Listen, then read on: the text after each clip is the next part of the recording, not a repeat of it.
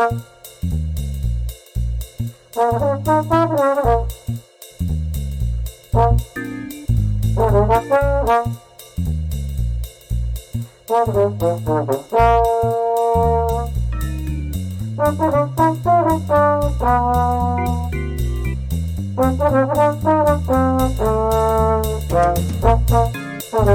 and welcome to Hey, we like your pod. And we're going to tell you why. Hi, it's Dawn here, and I'm joined by my trusted partner, Matt Pickett, and our special guest, Preston Odinson, who's going to help us dissect the Packers' win over the Rams just before bye week. Doesn't that seem like a million years ago? So, hey, Maddie, welcome, Preston. Preston, how are you enjoying Bears week?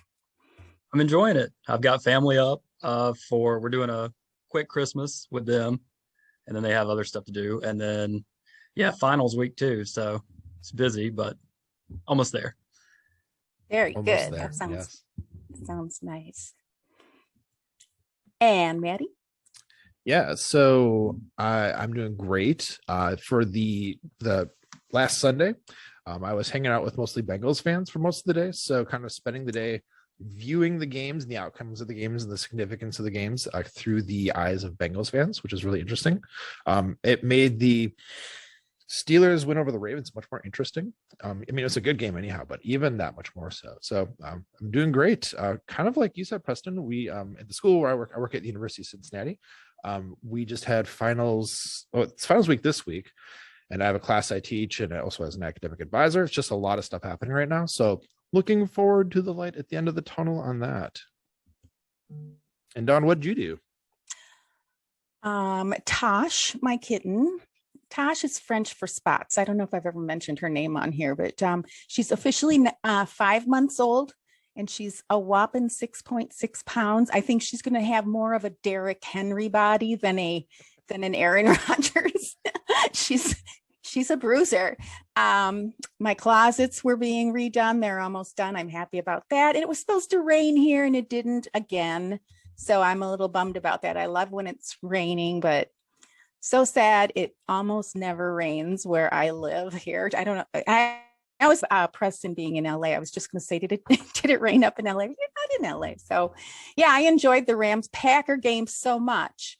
I actually replayed the highlights today just to kind of unlive it. So I'm hoping we can uncork that game tonight, since it was the last Packers game before the bye week. So let's get into it. The backstory is that I met Preston on Twitter because several people I follow were retweeting his offer to purchase Packer stock for someone who might not have the budget for it.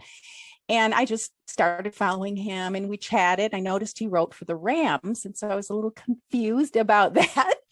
And so we want to know more about his rich sports background, and also that's why I reached out, because I thought it was such a lovely offer. So Preston, could you tell all of our listeners a little bit of backstory on Packers, Rams, and everything? Sure. Well, the Rams started with, I live in St. Louis now. So I wanted to get into sports writing, and I reached out to a guy that he owns Downtown Rams, him and his partner, Alexis Kraft. She's up in Chicago, and his name is Jake. I just reached out to see if they had a spot open, and they were like, yeah, come over and write. So I've written 3 articles so far because I'm so busy with everything else, but I try to get something out every few weeks. And that's how the Rams thing happened. Nice. And the Packer stock offer, what made you, what moved your heart to do that? I don't know. I try to do a lot of giveaways anyway, especially jerseys and stuff, like, because I know what it's like to be, like, I grew up poor in a small town in Georgia. So I know what that's like. And now I'm extremely blessed with the job that I have. So I can afford to do that for myself and other people. So, and I know that's a big thing in the Packers community to be a shareholder. I mean, it was big for me to do it too. I promised my granddad before he passed away that I would hopefully do that. He died in 2012. So I was like, hopefully this comes back. Right. But Yeah, so I actually ended up buying 2 stocks for 2 different people. One guy was a veteran. His name's Wade.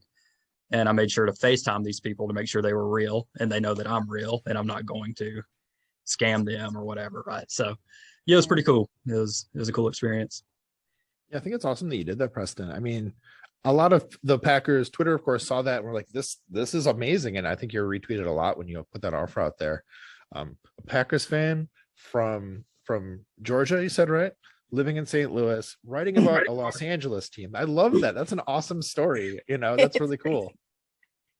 It's crazy and confusing and quite lovely, Preston. And your bio reads Air Force veteran, married to my best friend, writer, as you mentioned, for the Downtown Rams, and Packers owner. So we'd love to hear a little bit about you and the Downtown Rams and what it's like covering the LA Rams from St. Louis.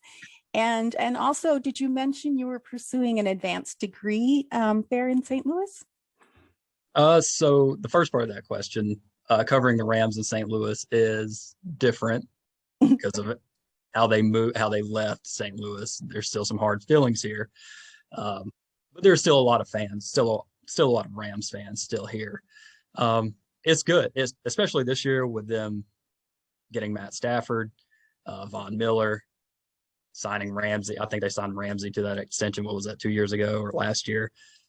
So there's a lot of talent to cover, and they're really good too. I mean, they're a really good team. They were actually my preseason Super Bowl pick, but that may have changed recently. But yeah, it's fun. It's fun. I like the group that I work with, and I'm finishing up my bachelor's. I work for an intelligence agency right now, but then I'm trying to get into the University of North Carolina for my master's there. So I think hopefully I get in. We'll see. Yeah, hopefully. What are you going to do your master's in? Database management. Nice. Because that's all we deal with in the government, right? Just managing data, a whole lot of that. Right. The government and Google. Yeah. Well, I absolutely love, and I know Matt loves also hearing everyone's Packer origin story. So especially those who are outside of Wisconsin. So could you tell us a little about how you became a Packer fan? Yeah, it was my grandfather. So he was a big Alabama fan, but Bart Starr played at Alabama, played for the Packers. That's how that started. So that's how I got involved with the Packers, being from Georgia. Caught a lot of flack for it because it's, dirty bird country down there. So, but yeah, that's how I became a Packers fan and stuck with it, my whole life. That's the thing I love about Packers fandom. So much of it is like based in family. I mean, of course, I mentioned before that, I'm from Wisconsin originally, and so grew up watching the Packers games with my dad. Still text with him during games. I'm going to see him in a couple of weeks and we'll watch a game together, which I'm looking forward to. But suffice to say, a lot of people who didn't grow up in Wisconsin and are Packers fans, it's because they had like a dad or an uncle or a grandpa or whoever else who was, and just kind of like passed it along, outside of Wisconsin. I think that's just really cool. It is. It's really cool. I'm not sure if you heard our guest last week, but she also writes a sports writer, but it's not her main gig. So she wanted to do it professionally until she realized maybe she wouldn't like to do it as a daily grind. And so it sounds like that's kind of what you do. You are able to do it like a hobby type of thing or a side. Is that right? Yeah, especially hearing like the beat writers and what they go through, and the pay's not very well from what I've heard. But yeah, it's more of a hobby. I just enjoy covering sports, or mainly football. I actually played basketball in college, and that's where my passion's at. But it's hard to turn down any writing gig that's covering the NFL. So very nice, very nice. Well, so going back to the game a million years ago, it really does feel like forever. Preston, did you have any expectations going into the Rams-Packers game, and did you have any surprises? And also, I'm kind of curious how you feel about, you mentioned the Super Bowl pick for the Rams, but how are you feeling right now about both teams' playoff prospects? I was surprised that Green Bay was an underdog at home. I think that was the first thing that really threw me off. And then I was surprised that Well, I guess I'm not really surprised how Green Bay really just kind of moved the ball at will. They couldn't run the ball, obviously. I think the Rams are number one in rush defense. I think they held the Packers to 2.9 yards per carry, but I thought they ran it effectively when they had to. And I think the game got a little closer than I expected there for a minute. I think when OBJ caught the long touchdown pass, and I was like, here they come. This is kind of what the Rams do, because they haven't played well over the last few weeks until this week. They played the Jags, which everybody kind of plays well against the Jags. But yeah, that was my big surprise, was Green Bay was an underdog at home. It pretty much in a winter month at Lambeau. So do you have anything on that, Matt?